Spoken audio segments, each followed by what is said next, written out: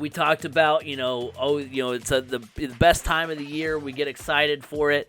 And B Scott, I'm gonna need you to bring the good vibes today, because I gotta tell you, man, this might be the least optimistic I've been about a Colts draft. Like before the podcast, I would say probably every year I was indifferent. That's just because, the luxury of, oh, well, we've got Peyton's our quarterback, no problem. Andrew Luck's our quarterback, no problem.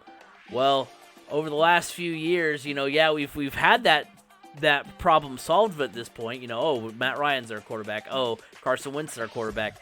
But this year, there's just, I don't know. I'm just more on edge than I am optimistic. I'm hoping the Colts don't mess things up because, I mean, look, through that whole process of getting a head coach, I thought the Colts were going to do the right thing and get, a good proven guy. But at the same time, there were rumors about Jeff Saturday looming, and I was like, please, just land the plane. Don't mess this up. Don't overthink this. Don't do anything crazy. I didn't think they were going to rehire Saturday, but at the same time, there was that twinge in the back of my mind that was like, maybe they do, and we've got to spin it. And you know what? I'll do the same thing I did for Matt Ryan, and I'll try to find the good spin to get myself on board with it. But and sure, I mean, Ballard has had some great drafts. We've boasted about his magic on the program, and all the Colts mediocrity over the last few years isn't all on him. But I mean, at the same time, I mean, there is a good chunk of the blame that can be placed on him, and I think it all depends on what happens with the Colts' 4th overall pick. That'll set the tone for the draft for me. Ballard believes the quarterback class is deep and seems content to stay at 4. I know, we were talking before we started recording the fact that there's been some rumors that the Colts could still somehow land one of the top 2 guys. That would obviously get me back on the board of being optimistic, but I'm not saying. Hey, in one of the mock draft simulators that I did, I put everything 50-50, based off of need and just randomness, like because you never know. And one of them that I performed, Bryce Young actually fell to the Colts at 4.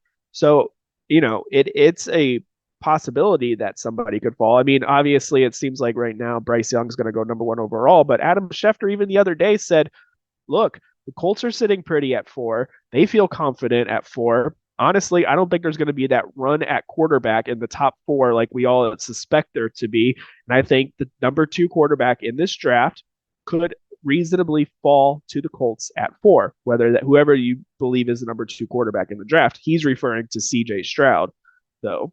So, I mean,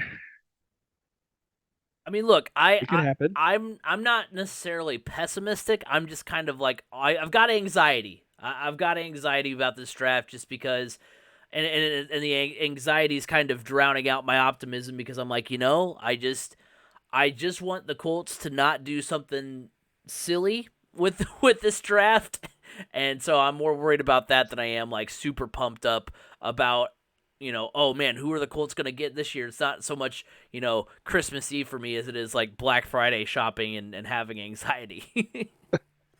Okay, so I have a little bit more optimism in this draft because look, you're not expecting the Colts to make a Super Bowl run next year. By no means are you looking for that to happen. So whether they go out and draft a franchise quarterback and he becomes a great quarterback for the franchise, I mean, if he doesn't this next year, that's fine because guess what? If you grab a guy and he ends up showing you that he has what it takes to lead the team in the future, but it just wasn't enough this year because he had rookie mistakes, the team still has too many holes, and you're picking in the top 5 again next year, guess what your consolation prize is? A pretty good weapon for him in Marvin Harrison Jr. So there's all these things to fall back on. Or if none of the guys work, or you don't have faith in any of the 3rd or 4th best quarterback in this draft, and you go a different direction, and you ride with Gardner Minshew for a year to get to an even better draft next year in the top 2, you're looking at a prize of Caleb Williams or Drake May.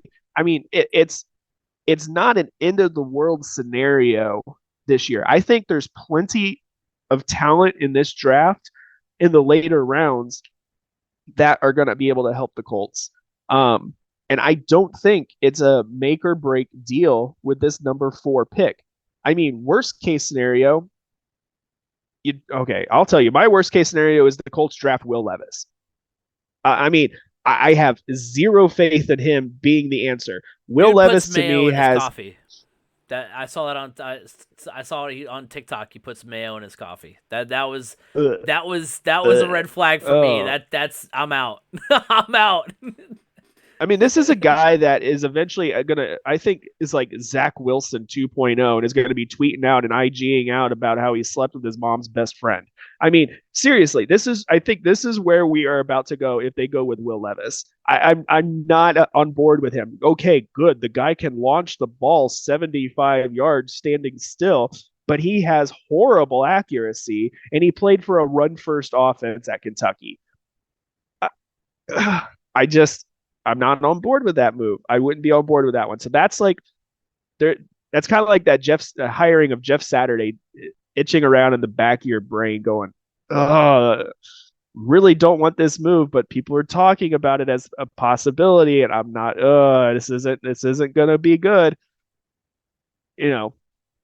So I have to have optimism though, because if the worst, I mean, it's just they can't really screw it up that bad. But at the same time, it's the Colts. They can.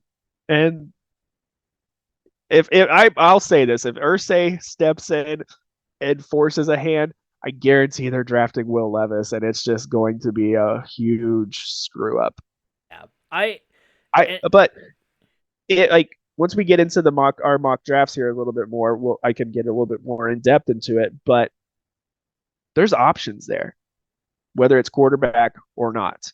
yeah, and that's true. There can be a game plan in play where, hey, even you're not liking, you don't want to go with number 4 pick because you don't like any of the quarterbacks. You can still trade back a few places.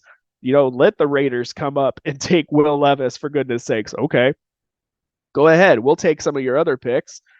And then you can land a guy like Paris Johnson or Peter Skoronsky to help build your line. I mean, but we'll get into more of that with our mock drafts. I'm super excited about that because I don't think people are going to be expecting where I went.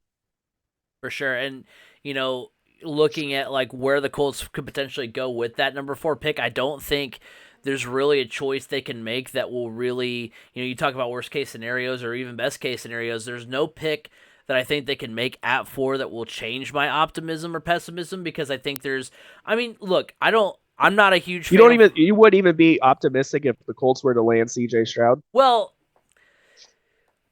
I'm not even letting that thought enter my mind. I was basically. Just hypothetical. If what Adam Schefter is saying came to fruition, and one of the top 2 quarterbacks fell to the Colts at 4, would you not be more optimistic at that point?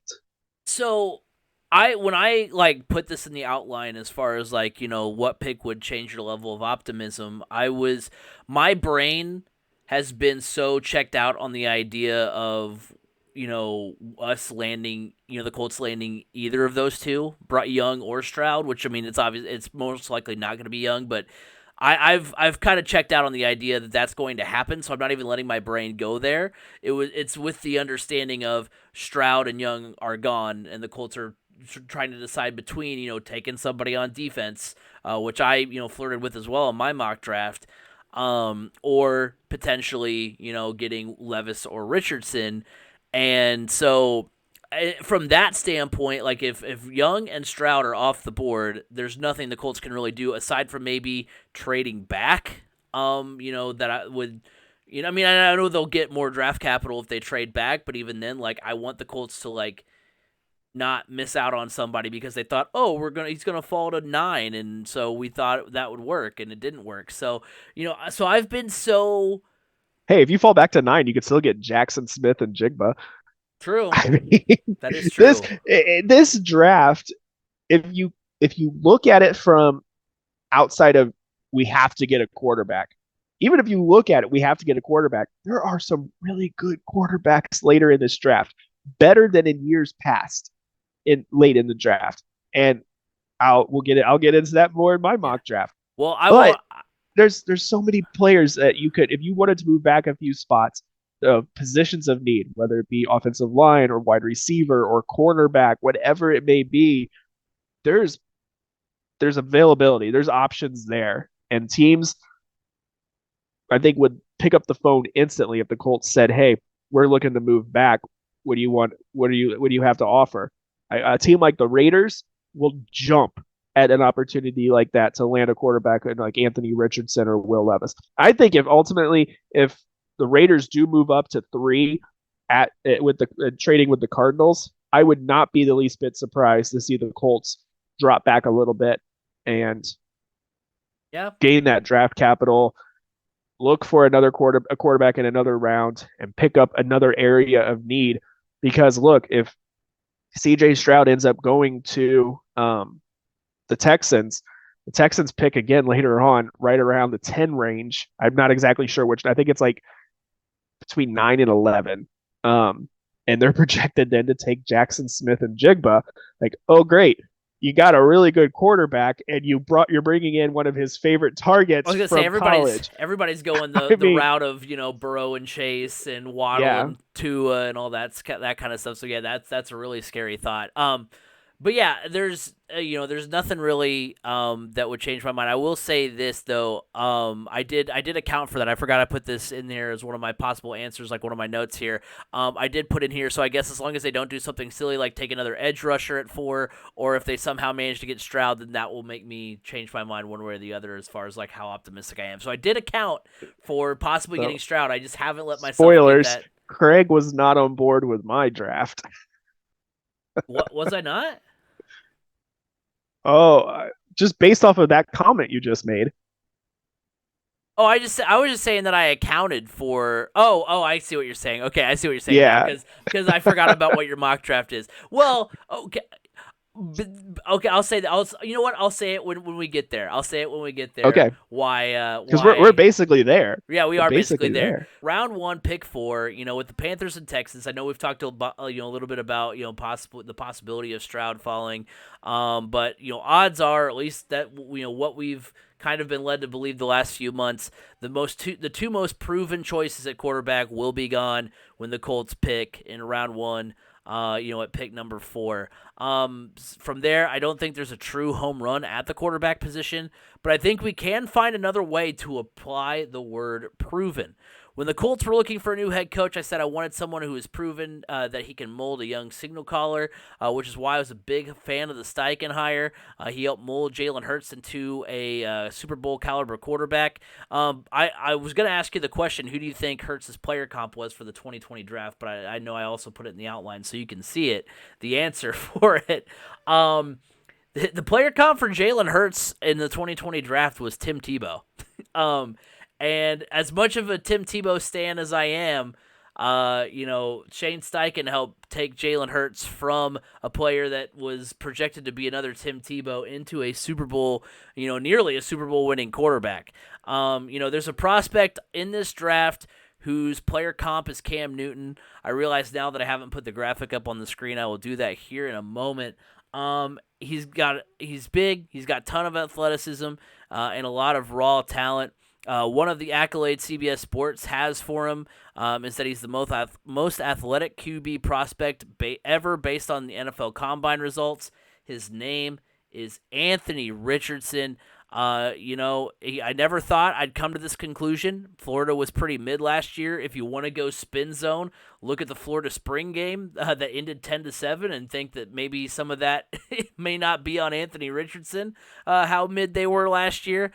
He's going to take some time to develop to his full potential, but I think Shane Steichen is the man for that challenge. So that's who I had the Colts taking at number 4, Anthony Richardson.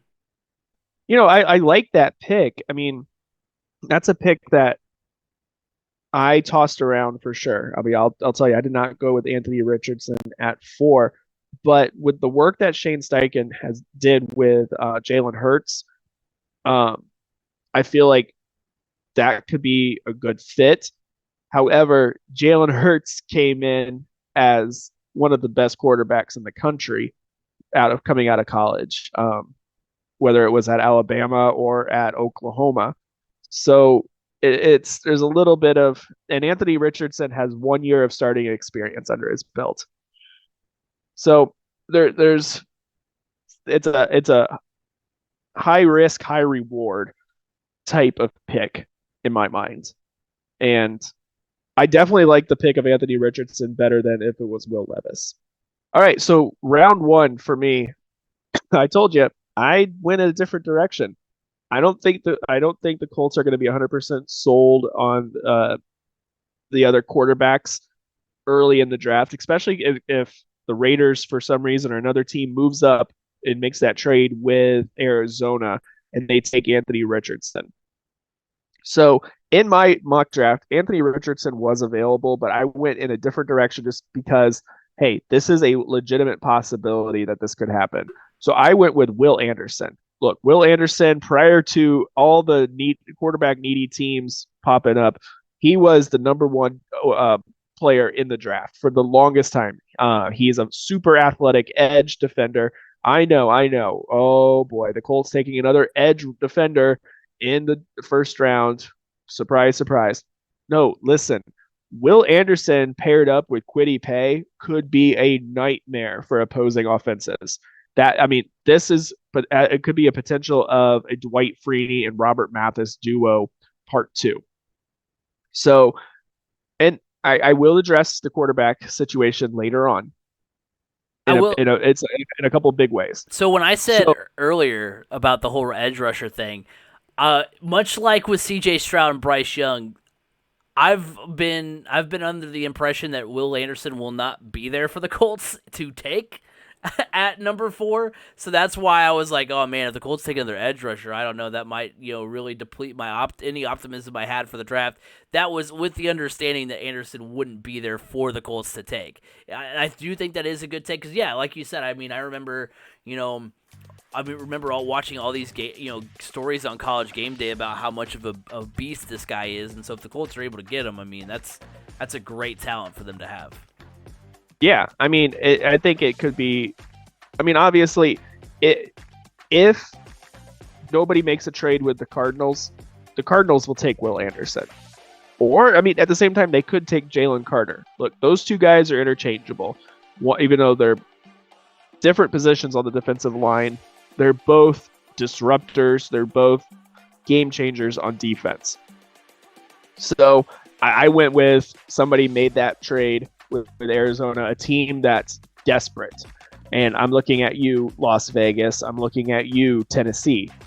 Those two teams scream to me that they would give up a ton of draft capital to move up and grab a player like Anthony Richardson or Will Levis. So I have the Colts taking Will Anderson there.